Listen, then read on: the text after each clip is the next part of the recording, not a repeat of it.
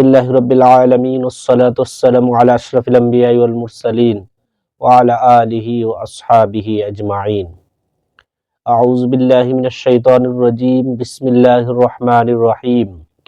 ইন্নাল্লাযীনা ইউযুনাল্লাহা ওয়া রাসূলাহু লা'আনাহুমুল্লাহু ফিদ দুনিয়া ওয়াল আখিরাহ ওয়া আ'আদ্দা লাহুম আযাবাম মুহিনা। আন আলিয়্যিন রাদিয়াল্লাহু তাআলা আন্নান নাবিয়্য সাল্লাল্লাহু আলাইহি ওয়াসাল্লাম ক্বালা মান সাব্বা নাবিয়্যান ফাকতুলহু ওয়া মান সাব্বা আসহাবী ফাদরিবহু। সম্মানিত দর্শক শ্রোতা, যে যেখান থেকে দেখছেন সকলকে জানাই ধন্যবাদ, মোবারকবাদ। আমি আপনাদের সামনে আজকে যে বিষয়টি নিয়ে উপস্থিত হয়েছি সেটা হচ্ছে রাসূল সাল্লাল্লাহু আলাইহি ওয়াসাল্লাম ইহানাতু রাসূলিল্লাহি সাল্লাল্লাহু আলাইহি ওয়াসাল্লাম কুফরুন। রাসূল সাল্লাল্লাহু আলাইহি ওয়াসাল্লামের ইহানাত করা, রাসূল সাল্লাল্লাহু আলাইহি ওয়াসাল্লামের অবমাননা করা কুফরি। কয়েকদিন যাবত ফেসবুক পেজের মধ্যে দেখতেছি অনেক ভিডিও, অনেক নওজোয়ান ভাইয়েরা, মুসলিম ভাইয়েরাই তারা দুরূদ শরীফকে নিয়ে ব্যঙ্গ করেন, রাসূল সাল্লাল্লাহু আলাইহি ওয়াসাল্লামের অবমাননায় অনেক কথা বলেন, বক্তব্য দেন। অনেকে এমনও আছে যে রাসূল সাল্লাল্লাহু আলাইহি ওয়াসাল্লামের অবমাননার জন্য এমন বক্তব্য দেন যে বক্তব্যে রাসূল সাল্লাল্লাহু আলাইহি ওয়াসাল্লামের অবমাননা হয়, রাসূল সাল্লাল্লাহু আলাইহি ওয়াসাল্লাম কষ্ট পান। আল্লাহ রাব্বুল আলামিন এ ব্যাপারে পবিত্র কুরআনুল কারীমের মধ্যে ইরশাদ করেন, ইন্নাল্লাযীনা, নিশ্চয়ই যারা ইউযুনাল্লাহা ওয়া রাসূলা, আল্লাহ এবং তার রাসূলকে কষ্ট দেয়, লা'আনাহুমুল্লাহু ফিদ দুনিয়া ওয়াল আখিরাহ, তাদের জন্য দুনিয়া আখিরাতে অভিসম্পাত, দুনিয়া আখিরাতে তাদের জন্য অভিশাপ। আর ওয়া আ'আদ্দা লাহুম আযাবাম মুহিনা, এবং তিনি তাদেরকে যন্ত্রণাদায়ক শাস্তি প্রস্তুত রেখেছেন তাদের জন্য। যারা আল্লাহ এবং তার রাসূলকে কষ্ট দিবে তারা দুনিয়া আখিরাতে লানত প্রাপ্ত, অভিসম্পাত প্রাপ্ত, এবং তাদের জন্য আল্লাহ রাব্বুল আলামিন প্রস্তুত করে রেখেছেন যন্ত্রণাদায়ক শাস্তি। আল্লাহর নবী সাল্লাল্লাহু আলাইহি ওয়াসাল্লামের সাহাবী হযরত আলী রাদিয়াল্লাহু তাআলা আনহু হতে বর্ণিত, আন আলীগিন আন্না রাসূলুল্লাহ সাল্লাল্লাহু আলাইহি ওয়াসাল্লাম, হযরত আলী রাদিয়াল্লাহু তাআলা আনহু থেকে বর্ণিত, তিনি বলেন রাসূল সাল্লাল্লাহু আলাইহি ওয়াসাল্লাম বলেছেন, ক্বালা মান সাব্বা নাবিয়্যান, যে ব্যক্তি নবীকে গালিগালাজ করে, মান সাব্বা নাবিয়্যান, যে ব্যক্তি নবীজিকে গালিগালাজ করবে, ফাকতুলুহু, তাকে তোমরা হত্যা করো। ওয়া মান সাব্বা আসহাবী, আর যে ব্যক্তি আমার সাহাবীগণকে গালিগালাজ করবে, ফাদরিবুহু, তোমরা তাকে প্রহার করো। রাওয়াহু শিফা, শিফা শরীফের 2য় খণ্ড পৃষ্ঠা নম্বর 172 পৃষ্ঠার মধ্যে হাদিসটা রয়েছে, আলী রাদিয়াল্লাহু তাআলা আনহু থেকে বর্ণিত। সুতরাং যারা নবীজিকে কি করবে, গালি দিবে, তাদেরকে হত্যা করতে হবে, এটা ইসলামের ওয়াজিব।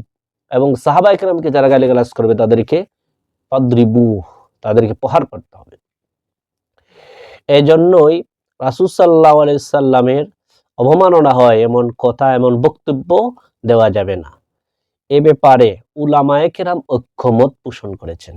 আমি আপনাদেরকে শিফা শরীফের 2য় খণ্ড 163 পৃষ্ঠা থেকে শোনাচ্ছি।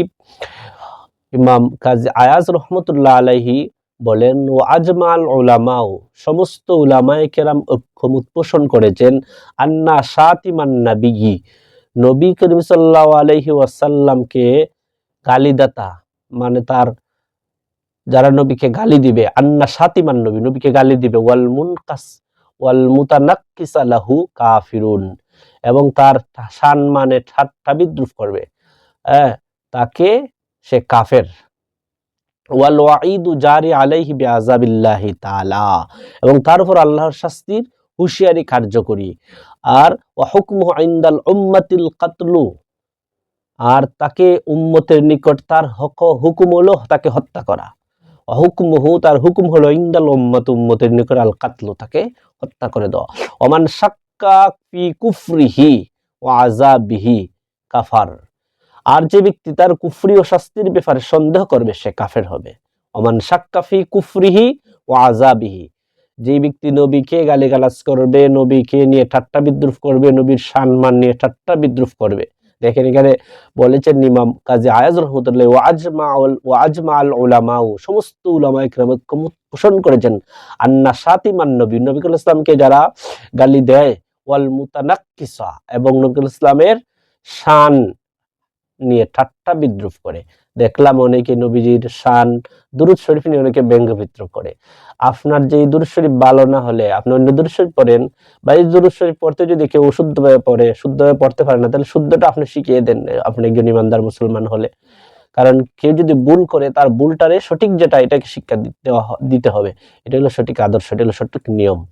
তো যারা নবী করিম ইসলামকে গালি দিবে এবং নবী করিম সাল্লাল্লাহু আলাইহি ইসলামের সম্মান নিয়ে ঠাট্টা বিদ্রুপ করবে, উলামায়ে কেরাম একমত যে কাফিরুন, এই লোকটা কাফির, তার জন্য আল্লাহর আযাব নির্ধারিত। তার হুকুম হলো উম্মতের নিকট তাকে হত্যা করা, আর তাকে হত্যা করার ব্যাপারে যারা সন্দেহ পোষণ করবে তার আযাবের ব্যাপারে, সেও কাফের হবে। এরপরে বলেন যে ওয়াহাররামাল্লাহু তাআলা ইযানিন নবী সাল্লাল্লাহু আলাইহি সাল্লাম, রাসূল সাল্লাল্লাহু আলাইহি ওয়াসাল্লামকে গালি দিবে, বিদ্বেষ রাখবে, যেমন বিসাব্বিন ওয়া বুগযিন ওয়া আইবিন ওয়া ইস্তিগফাফি শানিহি।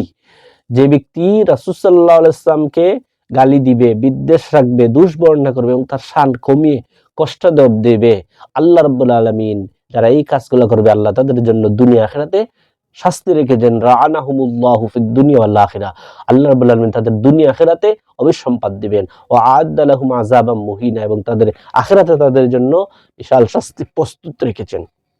সুতরাং আসুন আমরা এমন কথাবার্তা, এমন বক্তব্য, এমন কোনো যেন বলি না, এমন কোনো কিছু লিখি না, এমন কোনো যেন আমরা বক্তব্য দিই না যে এই বক্তব্যের মাধ্যমে, কথার মাধ্যমে আমার নবীজি কষ্ট পান, নবীজির আইব ধরার চেষ্টা করি, আমরা নবীজিকে গালি দেই এবং নবীজির কি শানের মধ্যে ইস্তেগফার করি। আমরা এগুলার থেকে বিরত থাকি, কারণ এগুলো আমাদের ঈমান নষ্ট করে ফেলে এবং আমাদের কুফরির দিকে নিয়ে যাবে, কাফের হয়ে যাব। উলামায়ে কেরাম এ ব্যাপারে অক্ষমত। আমরা বাস্তবে আমাদের অল্প ছোট জীবনেও দেখেছি, অনেক আলেম দেখতাম ভালো ওয়াজ, সারা বিশ্বে ওয়াজ করতেন, সারা বাংলাদেশে ওয়াজ করে কাঁপাইতেন। তারা অনেক সময় দেখলাম দুরূদ শরীফ নিয়ে ঠাট্টা বিদ্রুপ করতেন, অনেক ঠাট্টা বিদ্রুপ করেছেন, কিন্তু মৃত্যুর পূর্ব দেখেছি, আমরা নিজেই দেখেছি, এটা নিজের সাক্ষী, সেই এই আলেমের চেহারার যেমন বিভৎস অবস্থা হয়েছে, চেহারার মধ্যে কোন নূর তো নাই, তার চেহারার দিকে তাকাইবার মন চায় না। এই আলেমগুলোর ওয়াজও কিন্তু ইউটিউবের মধ্যে আছে। সুতরাং ভাই, আপনি আমার সাথে দ্বন্দ্ব থাকতে পারে, আপনি আমার মতের ভিন্নতা থাকতে পারে, আকীদাগত ভিন্নতা থাকতে পারে, আমলগত ভিন্নতা থাকতে পারে, তাই বলে আপনি আমাকে একটি কথা বললে এটা আপনার দুনিয়া আখিরাতে আল্লাহ রাব্বুল আলামিন যতটুকু শাস্তি দেওয়ার দিবেন, কিন্তু নবীর ব্যাপারে যদি আপনার ওই ধরনের বক্তব্য থাকে, কথা থাকে নবীর শানে, তাহলে কিন্তু আপনার দুনিয়া আখিরাত সম্পূর্ণ বাতিল হয়ে যাবে। আপনি যতই নামাজ পড়েন, ইবাদত বন্দি করেন, যা কিছুই করেন না কেন। সুতরাং আসুন আমরা কথা বলতে গেলে আমাদের মুখের মধ্যে একটু লাগাম দিয়ে কথা বলি, কারণ আপনি যার সাথে শানে কথা বলেন, যার দুরূদ শরীফকে নিয়ে আপনি ব্যঙ্গ করেন, এই দুরূদ শরীফ কিন্তু আল্লাহ রাব্বুল আলামিন নিজেও পড়েন, সাহাবায়ে কেরাম ফেরেশতাগণ পড়েন এবং মুমিনদেরকে পড়ার জন্য নির্দেশ দিয়েছেন। আল্লাহ দুরূদ শরীফ পড়েন এর মানে হলো আল্লাহ রাব্বুল আলামিন সর্বসময় নবীজির প্রতি রহমত নাজিল করেন। ফেরেশতারা দুরূদ শরীফ পড়েন মানে ফেরেশতা নবীজির সম্মান উঁচু হওয়ার জন্য আল্লাহর দরবারে ইস্তেগফার করেন। আর মুমিনরা দুরূদ শরীফ পড়ে, নবীজির উপর দুরূদ শরীফ পড়ে। এই দুরূদ শরীফ যদি কোনো ইমানদার মুমিন মুসলমান শুদ্ধভাবে না পড়তে পারে, অশুদ্ধভাবে পড়ে বা টানে টানে পড়ে অথবা সুরে পড়ে, সুরে পড়তে গিয়ে অনেক ভুল করে, অনেক আলেম আছে এই ধরনের, যাদের ইলমুল তাজবিদের জ্ঞান নাই, ইলমুল কেরাতের জ্ঞান নাই, তারা অনেক সময় ভুল করে, এটা আমাদের চোখেও ভাসে। তাই বলে ওই একজনের ভুলের কারণে, তার শব্দ চয়নের ভুলের কারণে সমস্ত এই দুরূদ শরীফটাকে আপনি ব্যঙ্গ করবেন, এটা হবে না। কারণ ওনার ভুলটাকে আপনি ধরিয়ে দিতে হবে, এটাই হলো সঠিক কথা।